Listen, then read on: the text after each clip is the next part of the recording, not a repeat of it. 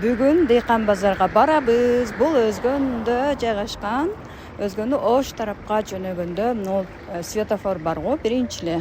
Ошол светофордон оң жака бурулуп кетебиз. Андан кийин мындай Дейкан базарга эрте барыш керек. Достор, 6-да ошол жерге жеттик, бирок кечигиптирбиз.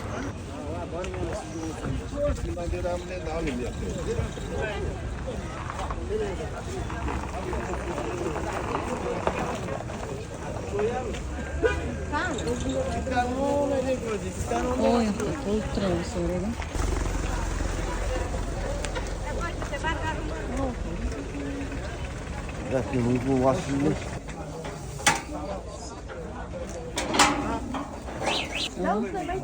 Помидор канчадан? 30 сомдон. Азыр көңгө пышкан. Азат жебей. Мына капуста канчадан? Ия. Капуста 20 сом келет.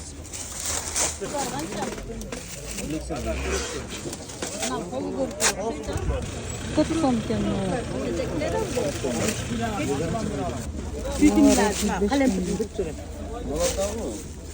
Булар балга сом. Мынабыз канчадан бересиз?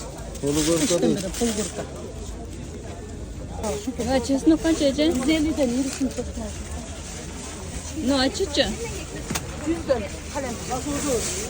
Кайсынан бересиз? Кызыл сабызыбыз канча? 50ден. Болгар Баклажанчы? бакалажан 30дан. 5 kilo satarasın. Мына кыздар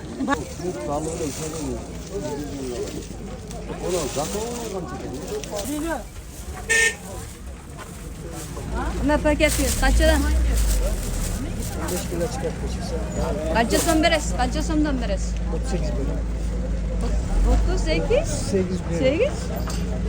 32'den verelim. О. Üçüncü neresi?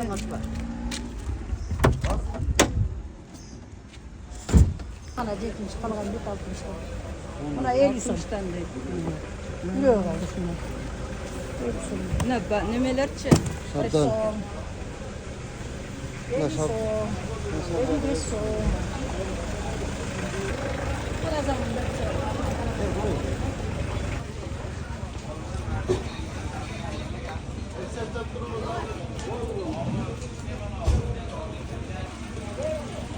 Son oldu bundan.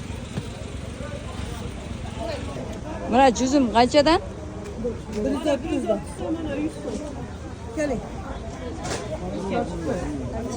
Oturuptun. Güzel cüzüm. Buradan 50 som vereyim mi? O var. Gelin.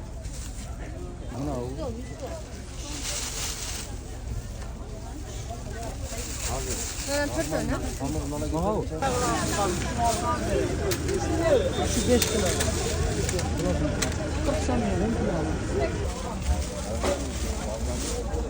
190 som.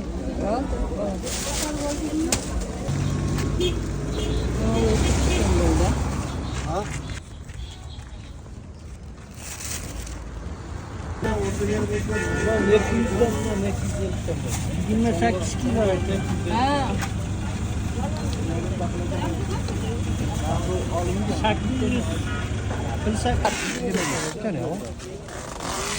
Ona pugulu.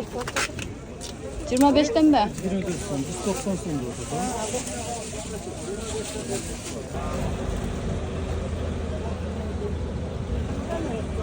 Mına bankalar kaçadan? Ha? 350 som. Yarım litrede ne bu? 1, 2, 3, 4, 12 memekin.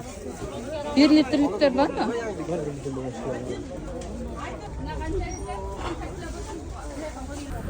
Ancir hak etil ancir.